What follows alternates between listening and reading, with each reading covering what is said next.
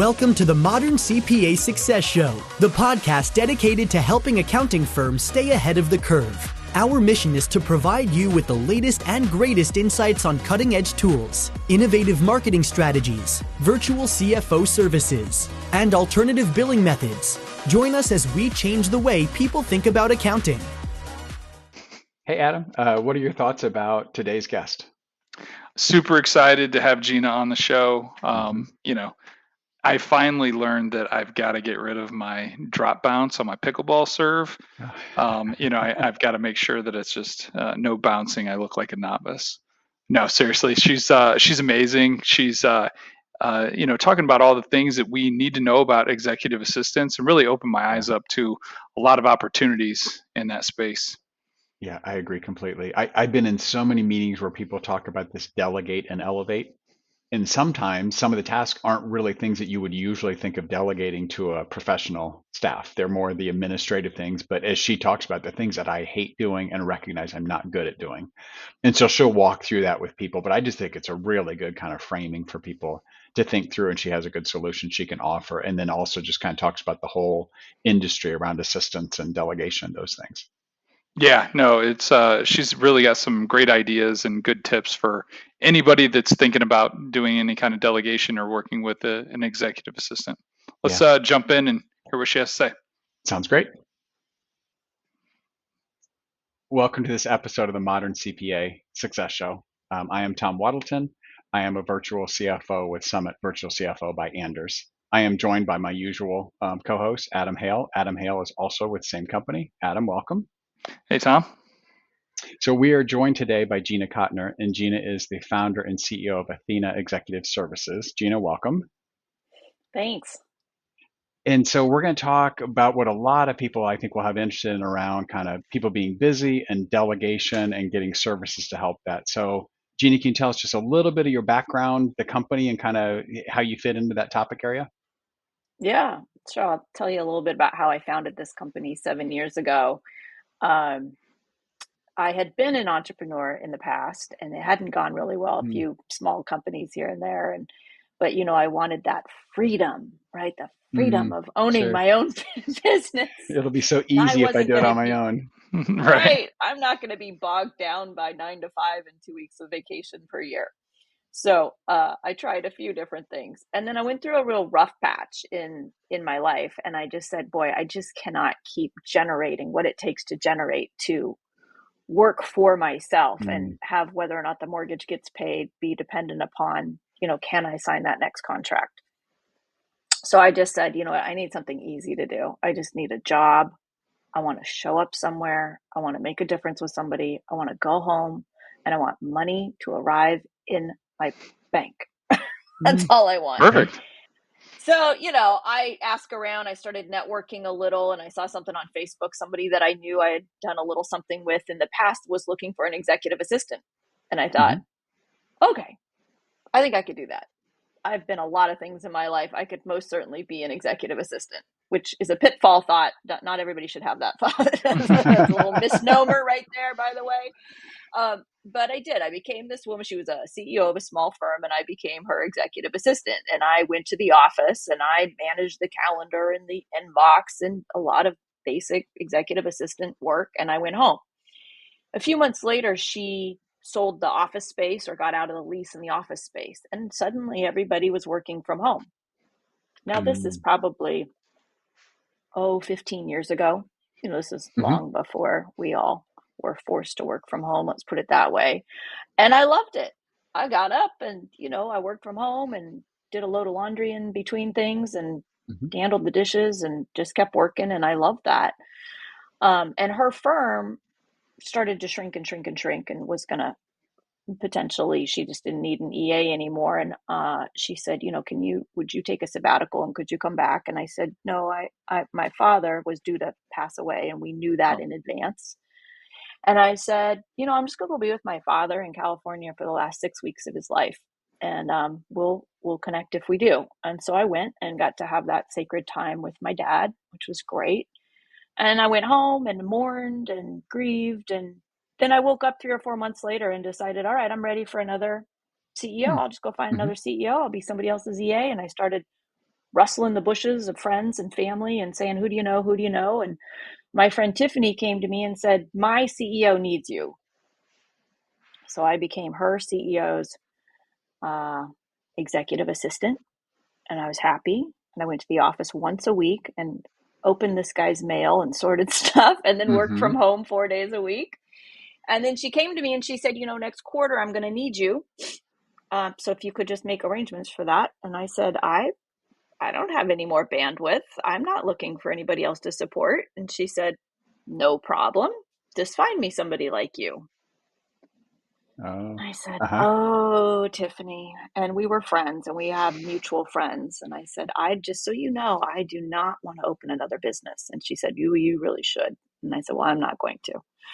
So we put our heads together and we found a mutual friend, and her name was Dorian. And Dorian was young. She was 25. She'd only had one job her entire adult life. She was working for the YMCA down in LA. And I said, Tiffany, if we pluck Dorian out of her one job she's ever had, you've got to be a great person to work for.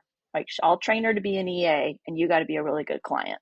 And she said, okay, and we'll pay you a little bit to coach her. So for every hour that Dorian worked, I got this little spiff on my pay to coach Dorian to be a great EA. And so there we were, and the three of us were having fun. And Tiffany comes to me 3 months later and says, listen, the guys in sales, they really need an admin. They're spending way too much time doing low-level work. We really need to get them some support, and you really should open this business. And I said, I really don't want to. And she said, get over yourself. Go open the business.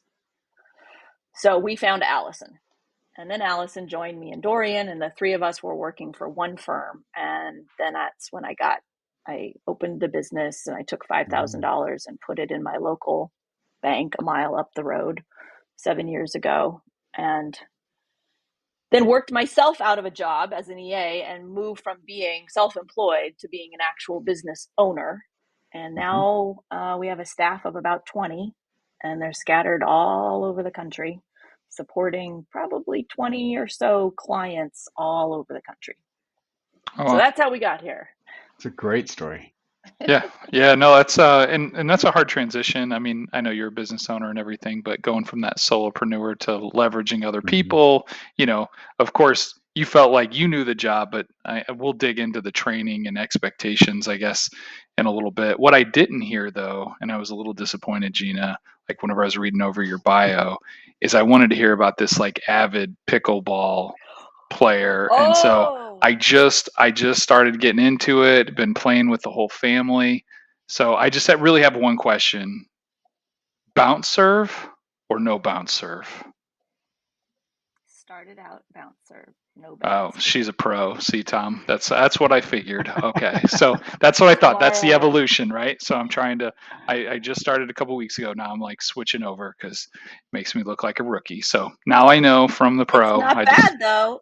It's not bad. It's whatever works. But yeah, I switched over. I'm in a big tournament tomorrow, so I have an alarm and I'm drinking water every half hour because it's going to be hot. Nice. Yes, we'll have a pickleball podcast another day. I'm happy to talk about pickleball. Okay. Such all right. A fast-growing sport. It is. So glad we got that out of the way.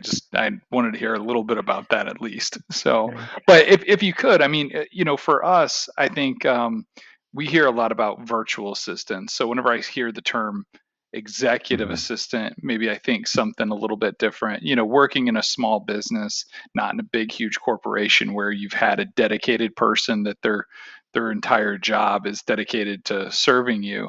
Virtual assistants, I mean, there's just such a wide variety out there, and not only in skill set, but expectations and price as well. Do you mind just kind of giving us a lay of the land from your experience, like, kind of what the differences are or what all to expect out there? Yeah. So it is kind of just the wild, wild west right now. It's unregulated. Anybody can call themselves a VA. But even before virtual assistants got popular, you had executive assistants, you had admin assistants, you had personal assistants. Now you have this whole world of chief of staff. It's all somewhat has to do with who you're talking about and where you are. Because it is not cleanly defined. In certain cities, people say, oh, so your people, they're personal assistants. And I'm like, well, I guess so. So there is some real unclarity across the board. But at a high level, I think the world of virtual assistants kind of blew up when Tim Ferriss wrote The 4-Hour Work Week. And then Interesting. everybody was like, oh, okay, I can have multiple companies and they can be run by people halfway around the world.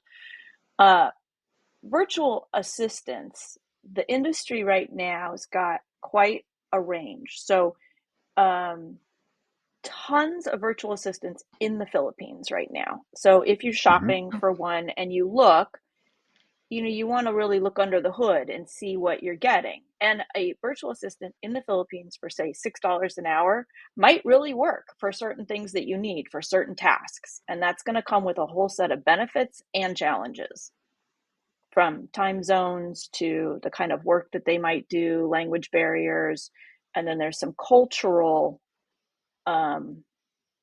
happens all around the world, including here in the United States, but cultural norms about like saving face, not ever looking bad, want to make sure you don't know I made that mistake yesterday. So I might not talk to you for a few days while I'm hurrying to get that cleaned up, because culturally it would not be good to be seen as having done anything wrong. Now, everybody has that concern as a human being, but in some cultures, I've just heard many stories of, well, I wish they would have just called me and told me there was a problem. But calling and saying there's a problem is a major problem, right, in certain cultures. So there's all kinds of stuff to deal with working with anybody from other cultures. So there's that world, virtual assistants.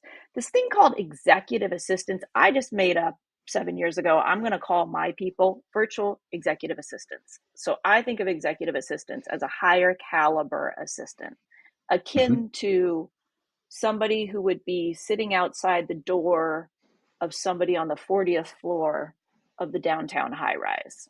Like you said, somebody for whom it might have been their career, and they're sitting outside the door of the CEO, CIO, CTO, CMO, and they are managing. They are the bodyguard for that schedule and who's getting in and who's getting out. But that can now be why I created was I assert that a lot of small business owners want that level of business acumen, that level of partnership, but they only need it 10 hours a week. They don't need a 40-hour-a-week resource, but they need something more than a task doer. They need something more like a business partner, which is what I think of when I think of an executive assistant. Now, also in the industry, you could go to Upwork, or you could go to Fiverr. You could get projects, right? You could delegate projects that way. That's another great way to get things off your plate. Then you have US-based agencies like mine. So we do the vetting, the screening, right? The onboarding of the people. I and my firm, we make sure that we're accountable for their performance, not you. You just delegate, and they take it like a sponge and soak it up and go to work and go to work. If they have issues in my firm, they have a performance coach that they work with, or if they need to learn a piece of software or something like that, they've got a whole team behind them to support them. And I think other US-based agencies have similar. They will do the vetting and the screening and the quality control in terms of the level of partnership that you're getting with them. So obviously you're going to pay top dollar for that. And then there's something in the middle that I call the unicorn. It's the right person. They're not going to charge you. They're working for themselves. They're not going to charge you as much as a US-based agency. They've got to go find their own clients, but you also have to go find them.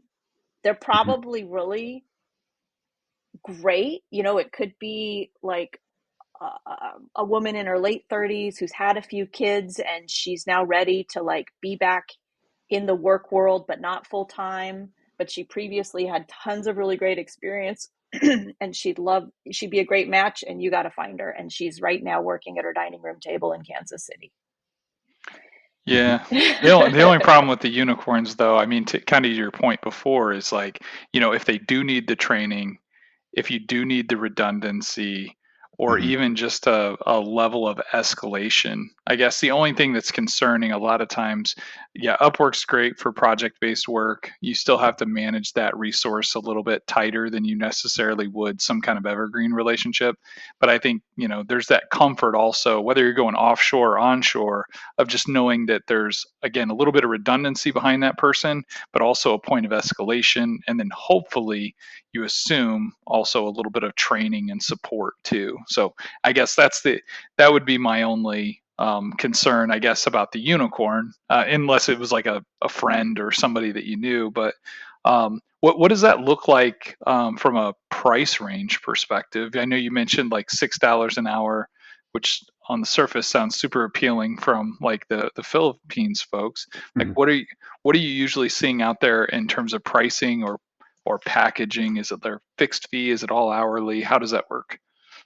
There is everything.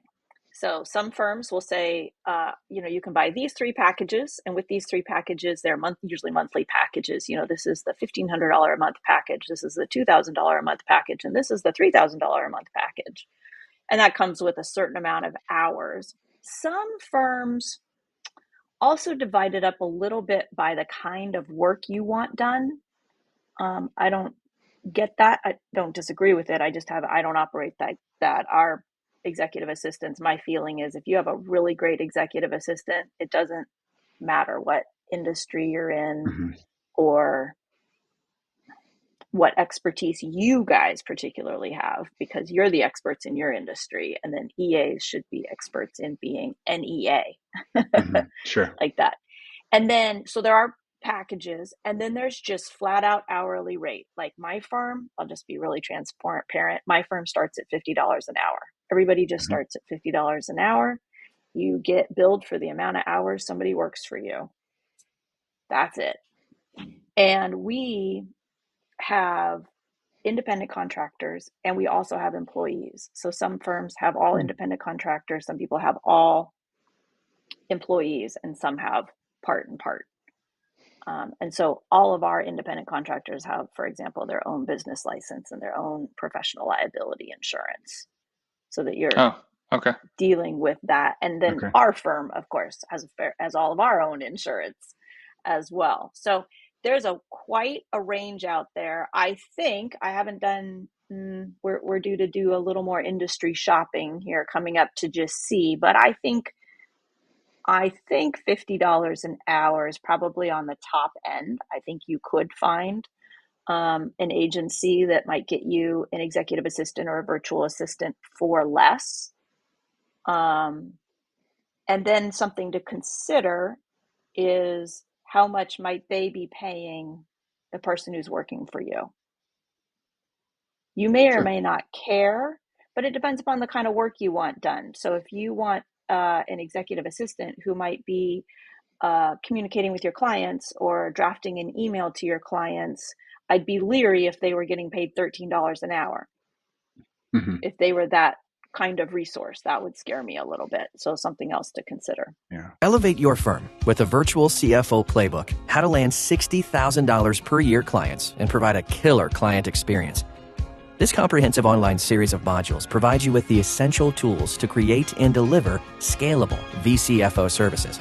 Developed from Summit's successful approach, which propelled them from $500,000 to over $10 million in revenue in 10 years, this playbook will equip you with the skills to take your firm to the next level.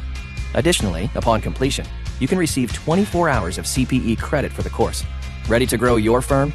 Enroll now at vcfoplaybook.summitcpa.net.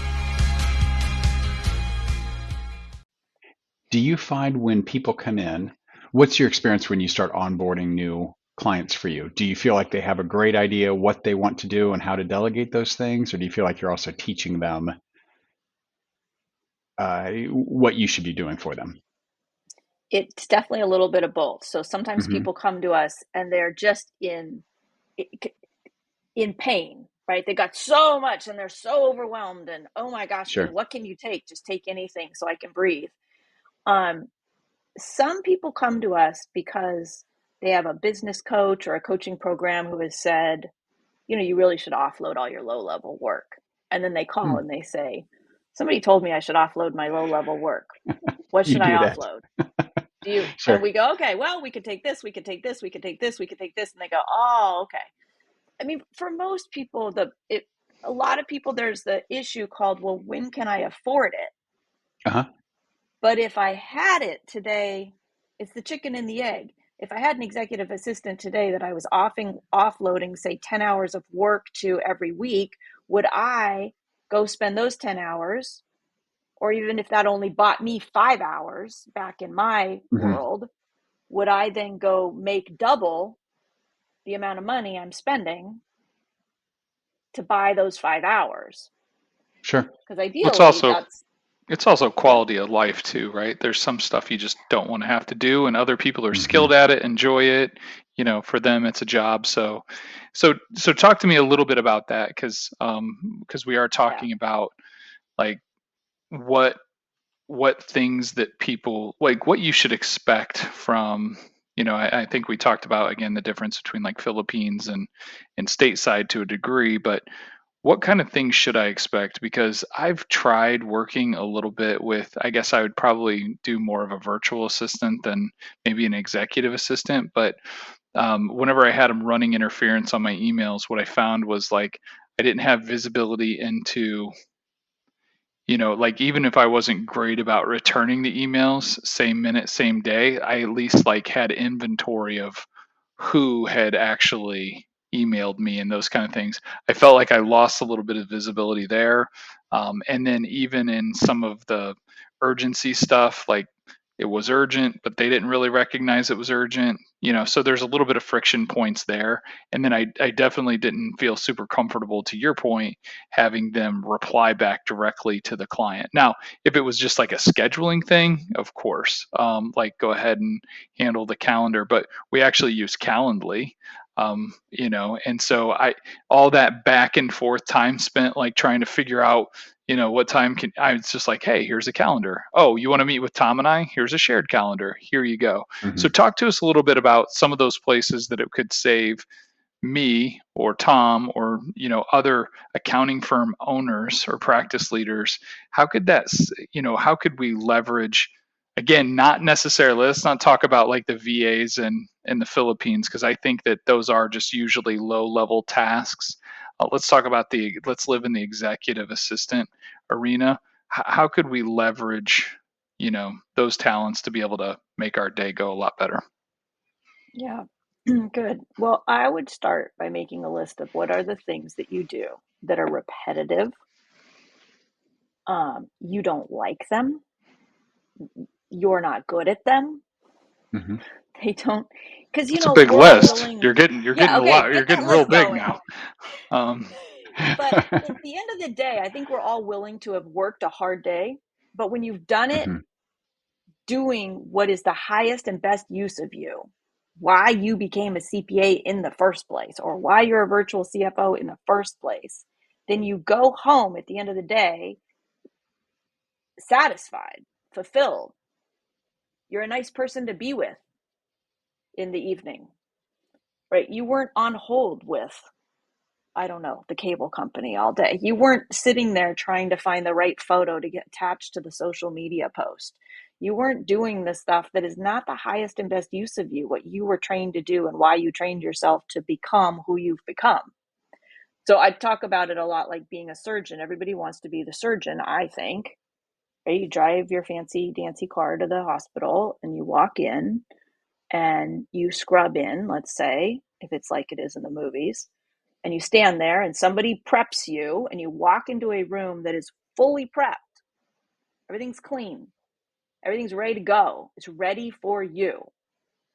You perform what you're best at performing and is the highest and best use of you and pays you the most amount of money. You walk out of there, somebody takes all this stuff off of you, you wash your hands, you go talk to the family, and then you go do what? Leave. Go relax, right? You're done.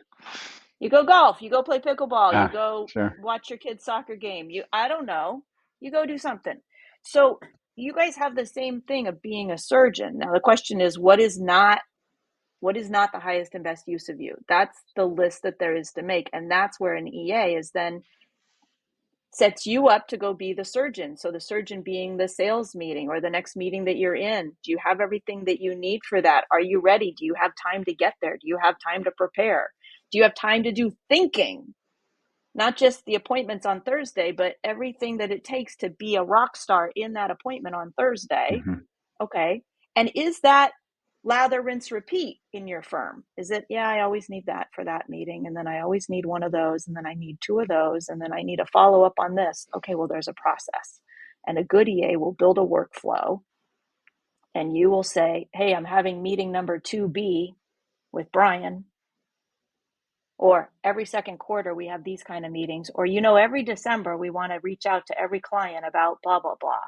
Whatever is repetitive is a great thing to give away. And even if you don't have a good system, have your EA go build it. Okay. So you're starting to talk about some higher level kinds of things, right?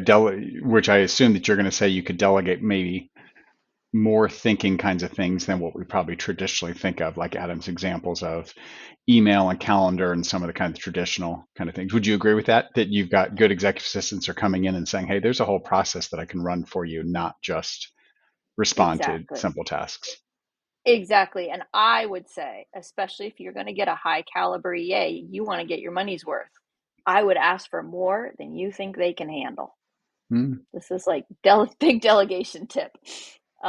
Is have not just will you find the holiday cards we're going to send out. Mm-hmm. Will you come up with a system?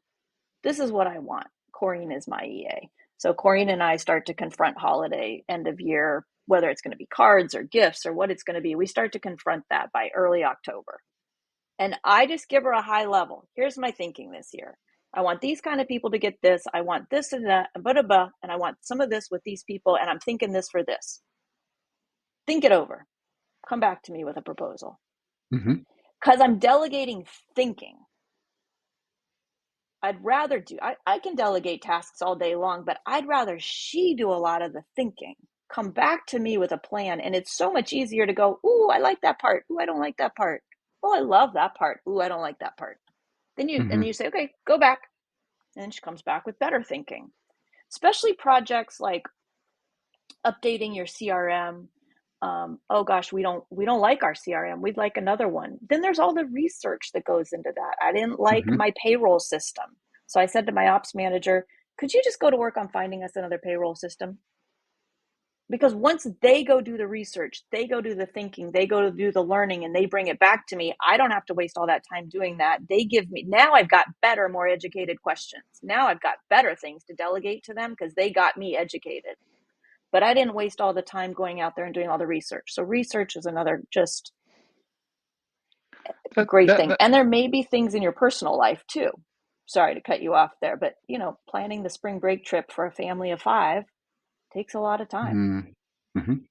Okay. What were you going to say, Adam? Well, I was just going to say, I think you hit on maybe the difference for me between the virtual assistant and the executive assistant was that you're delegating thinking.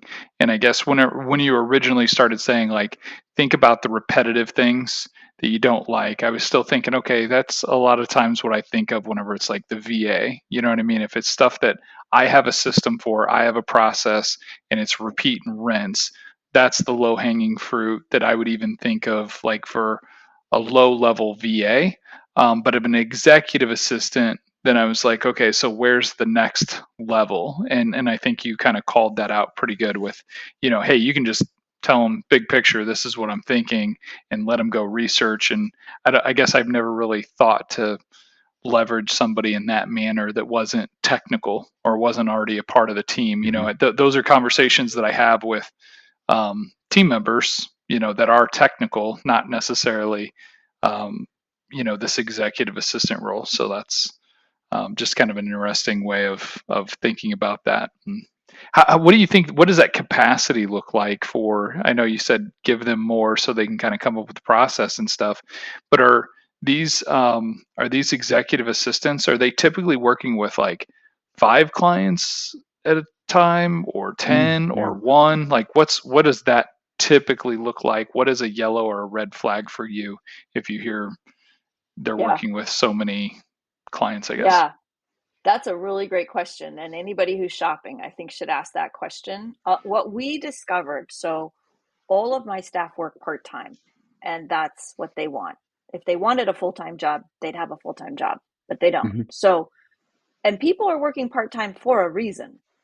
They're doing something else, right? They either got a bunch of other gigs, Mm-hmm. kids, maybe a health issue of some kind that they're mitigating around. They can only work so many hours a day. So there's usually something else over there. So that's another thing, just a tip is go find out what else is over there. Because we have to do that because they got lives outside of Athena, outside of our firm. So we find out, what is your bandwidth? How much bandwidth do you have? We discovered over the years that 3 clients is too much. Now, another agency may say something different because maybe their people are working full time. They're working 40 hours a week or 50 hours a week for them, and maybe they can hold 3. Most of my crew is working 20, 30, maybe 40 hours a week on client work for us. And what we found when the difference between 2 and 3, especially when they're not in the same industry, is then your brain is in a financial advisor world, then the naturopathic doctor, and then the plastic surgeon. And it became too mentally, we just didn't like it. People didn't, even the EAs themselves, even when they're hungry, right? They want more hours and they want more clients. They themselves said, okay, this is a little too crazy. I'd rather have 2 clients. And if I want more work, I'll try to, build the work with those clients. So in our team, an average EA, an average executive assistant, has got 2 clients and they're working somewhere between 10 to 20 hours a week for each client. Okay. So roughly right around $25,000 to $50,000 a year is kind of what your investment should be, but in return, you're getting pretty much just like their undivided attention, other than maybe one other customer. So they're thinking about you a lot of times, which gives you the ability to just not say, hey, this isn't a task job solely. Obviously, there's a portion of that, but I need you to really be thinking about me and thinking for me and some of this stuff. Yeah, the one thing I'd say counter to that is if you're like in our firm, say you say, okay, I want an EA 10 hours a week. They're going to think about you 10 hours a week. In other words, they are not going to do 2 minutes and then 5 minutes and then 10 minutes and then, you know what I'm saying? So it's not, they will do concentrated work for you. And then probably on the other times they'll say, yep, they'll probably text you back and be like, yep, good. I'll work on that tomorrow. Thanks. I'll add it to the list. But they're not necessarily going to stop right in the middle of the park with their kids and go to work on your request. So a part-time resource is a part-time resource. Yeah. And are they thinking about the meeting tomorrow? Probably, because I do, right? I'm already thinking about what I got to be prepared for tomorrow. And that's a whole thing to sort out with whoever you work with. What are the communication expectations? How frequently are we going to talk live? How quickly should I expect a response from you if I text you? Oh, you don't want me to text you. Oh, okay, that's good for me to know, right? Are we going to email? Are we going to Slack? How are we going to be in communication? What project management software might we want to use where I can see the status of everything you're working on? If you're the kind of person who wants to see the status. I don't want the status. My team keeps going, Gina, go look in Asana. I'm like, I don't want to look in Asana. Just send me a text and say that thing got done and then I'm happy. Now I'm old fashioned about that, but yeah. How often do you find, maybe it's not consistent, the actual live interaction between the client and the EA? Because virtual, I think, often gives the impression that it's really sort of background, everything's online. What do you recommend for people? Yeah, when I say in person, I mean in person like you and me are. I don't mean you and I are sitting in a coffee shop talking. But an actual interaction, not a automatic workflow that you'd be recommending people say, no, this is a relationship that you're having with a person. In the early days, a lot. Have more than you think you need to have. Have a phone call Monday, Wednesday, Friday at 9 a.m., something like that. Even if it's just 15 minutes that they know they don't have to find you, hunt you down, wait for that answer, that they've got some dedicated time with you. It doesn't need to be a lot. I'd say then you could get down to once or twice a week. but they've got to have a place that they know they can hold, and you want them to hold stuff that's not important and not bother you, and hold it till Thursday at 10, because every Thursday at 10, that's when you talk. Now, if something's more important, they could reach out to you, but a good EA is just going to hold that. That's just going to go on my Tom agenda, keep adding things throughout the week to the Tom agenda. And then if they're really good, when you get on the phone, they will just go right down the list. All right, Tom, here's what I got. Roop, roop, roop, roop, roop, roop, roop, roop, roop. Yep. And in 10 minutes, you can have made 20 decisions. Yeah. So I was going to say, Tom, you bring up an interesting point, though. Like, do you have anybody ever meet in person? So for instance, we're completely remote. Our team's completely remote, but we make time once or twice a year to do a team retreat and get everybody involved. So is it pretty common that, once a year or something, they invite the person to come to the office or, to a retreat if they are a virtual office, that kind of thing? Yeah, we're always very honored if that happens. If somebody goes, listen, it's our summer thing, can we, and they'll ask permission, can we fly so-and-so to such and such? And I'm always like, oh, my heart just gets so happy that like they love that person to that degree that they're willing to do that. But yeah, and if two people are within proximity, though, I do make sure that they know, like, to not have it start to go that way. No, do not drive to their neighborhood once a week, right? Don't set that precedent, but it's always a treat and it's always fun, because if an EA happens to be traveling for other reasons, they'll be like, I'm going to go visit my client next week while I'm visiting my grandmother or something, That's and it's great. like this special treat to go have coffee live in person. Yeah, we're the same way. We always tell the team the same exact thing. It's like, oh, but this client's actually just right across the way. I'm like, yeah, but your whole team won't be. It'll be super inefficient. Like, if you want to go grab lunch with them, cool. You want to go work with them, not cool. Like, keep that two totally separate deals. And so, yeah, we're same page there, in terms of the remote work. Remote's remote. Keep it that way. Gina, I would guess you would find that most people probably grow into the amount of work that they have done, right? That I would imagine some of the conversation could be, I don't think I need very much, an hour or two a week. And if you can get a hold of this, and then you find over time that really grows as the EA is saying, I can do more. And they're hopefully finding, hey, this is really good. Can I give more and more? Is that the usual kind of experience? Two kinds of growths happen. So for example, our minimum is 10 hours a week. So you'd hire somebody for 10 hours a week, and you'd find, and even when people say, well, they go through our discovery process with our ops, one of our ops managers, Jennifer, and they will often say, well, what do you think I need, Jennifer? And Jennifer will almost always say, start at 10 hours a week. We aren't going to try to tell somebody to start at more hours, because what happens with that 10 hours a week is what you get out of that EA is going to grow, should grow. If it doesn't grow, so this is a different kind of growth than you ask about, but we'll get to that too. So what you get out of Allison, 10 hours a week in the first week, is very different than in the third month. So you will have more and more opportunity to delegate more and more, because she's not asking you those questions about your airline frequent flyer number and do you like aisle or window and do you want to fly in the morning or evening. She knows all your preferences now because she's worked with you for 3 months. So you're going to get more bang for your buck, so to say, 3 months down the line, although it's still just 10 hours a week. Then you find kind of where that levels off. And now, to your point, can you get more? Sure. I mean, everybody, I wouldn't say everybody, but we would tell you up front, listen, this person's bandwidth is only 10 hours a week. It could never grow. If you think you want to grow, we're going to find you somebody else. But we love it when clients want more. That means we're doing a good job. And the EAs love it because they're just, it's more for them. Sure. Do you use the same software to like memorialize all those preferences? Or is that kind of on the executive assistant? Like what you just said was like, hey, I've been working with one executive assistant. I'm going to an agency now. It's been a year. They've decided to move on, or maybe they don't have the capacity and it's time for me to move on to EA number 2.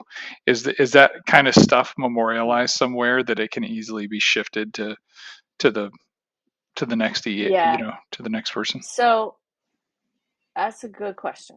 That's rare. And we do everything we can to make sure you're never going to have to get a different EA, because we don't ever want you to have to go through those initial phases again. Even if we had everything beautifully documented, getting a new relationship off the ground takes energy from you and from them.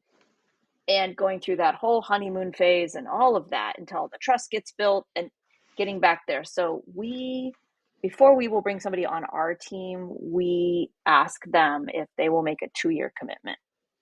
Because okay. I can't, and I also have to watch out for people who want a part-time job, but really they want a full-time job.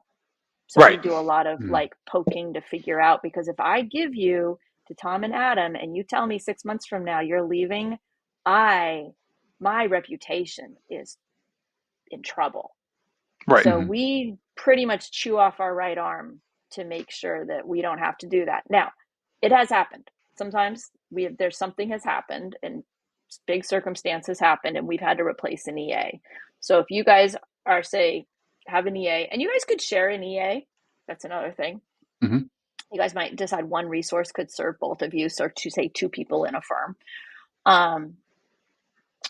If we had to replace an EA, we would, in our case, pay for a fair amount of turnover.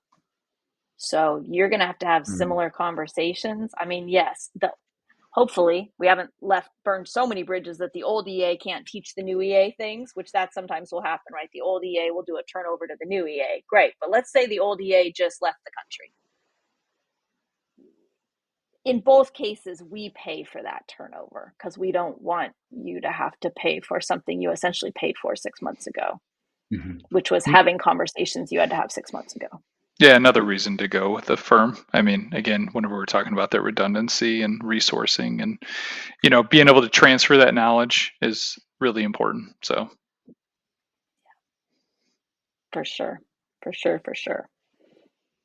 So Gina, what's the best way for people to get in touch with you? And I'd like to hear a little bit you talked about the discovery process. So if someone says this is of interest, I'll give Gina a call. What would they expect that to look like?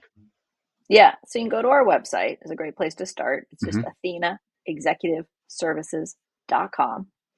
And on there, you'll see buttons that say, explore having a VA, and it will tell you who to email. It'll have you email Jennifer Tracy. And Jennifer Tracy is our business development manager. And when you get on the phone with her, she'll send you, create a call with her. And then the initial call with her will just be a lot like, tell me what you're dealing with. What do you think about? What are you thinking of? Because some people have done lots of shopping. They've had 3 VAs already. They're very knowledgeable. Other people are like, I don't know. My sister told me I need something like this. What do you do? And then she'll just educate you and she'll give you the 411 that I just gave people today and things like that. So that's like a 15-minute conversation. And then she'll likely recommend that you use our questionnaire, and we will send you a questionnaire, and it takes about 15 minutes to fill out. And it helps people sift through some of the questions that I think they're processing. Do I need one? How much of one do I need? What would I delegate? Is it worth it at this time? How overwhelmed am I? Am I overwhelmed enough?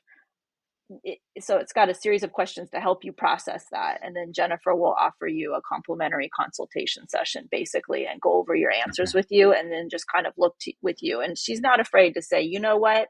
I think you could use us, but not yet. Or you should go come up with more to delegate. And meanwhile, try this or this. Or she might say, I don't know, she'll just give you straight up advice, because we want a good client that's a good fit for us. So if we think somebody's not a good fit, we're not going to try to convince you to be a good fit. But that's a pretty valuable process to just help people sift through the decision-making process. Yeah. I like the consultative approach of that too, that someone's getting some value from that initial discussion of, here's what I'm hearing you say, and this is where things could fit. For sure. Yeah. You sound excited about this. Does Tiffany walk around saying, I dragged her kicking and screaming into this business that she loves? And what's that relationship like? I just saw her recently. I hadn't seen her in a while. I just saw her recently at a restaurant with a bunch of friends a couple months ago. And I said, Tiffany, I always tell the story about how Athena started. And I always say, and she goes, yeah, I know. I told you, get over yourself. And she goes, that's one of my accolades. She goes, that's one part of my legacy. I said, good. She sounds like a good friend. Sounds like she saw some real potential in what she gave to you. Yep, for sure. This sounds great. I know for me personally, and we do use a virtual assistant. You've made me think of some things I could do better working with them that I think I could get more value. And so that's been helpful. For anyone who doesn't have that, I would think this would be really prompting them to wonder why, if there are certain things that they really have trouble getting on top of, to help with that process. Yeah, good. Yeah. Well, thank you very much for your time today. Yeah, thanks, Gina. You're welcome. Thanks for having me. Enjoy this podcast? Visit our website, summitcpa.net, to get more tips and strategy for achieving modern CPA firm success. We're here to be a resource in this ever-changing industry.